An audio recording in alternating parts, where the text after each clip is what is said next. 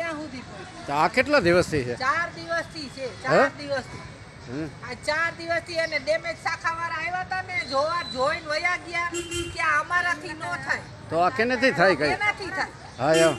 ને મ્યુનિસિપાલિટીમાં ભરેલું કમ્પ્લેન કરી છે કે નહીં? અમે કમ્પ્લેન નહીં કરેલી ભાઈ. લક્ષ્મણભાઈ ઘર પાસે જે ગંદકી નીકળી પોતે બોલાય તોય જોઈને વયા ગયા છે. અમારે અહીંયા કેમ રહેવાનું?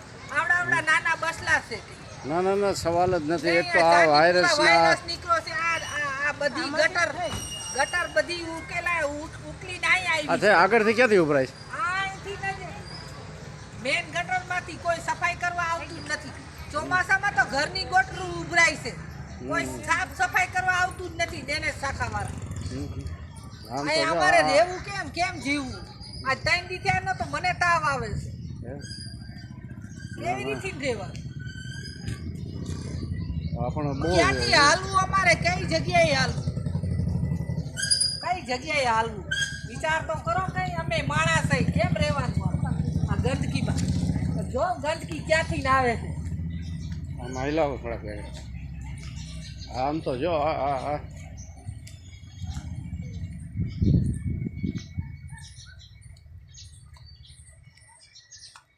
ઘર છે. 108 બોલાવી પડી.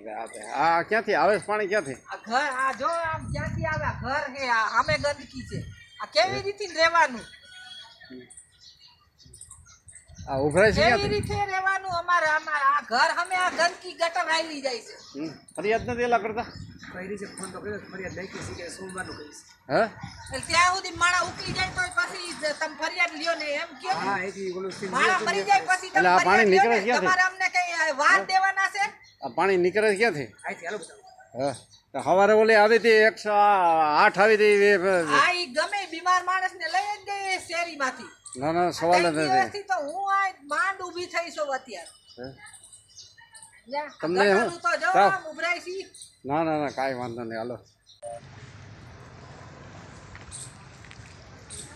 Ward number 12 Gautam Buddhnagar Vavdi.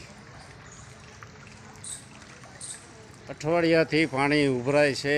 Phone કરીશી કોઈ પણ અધિકારી કોઈ પણ કર્મચારી આવતા નથી. હાલમાં અમારી પરિસ્થિતિ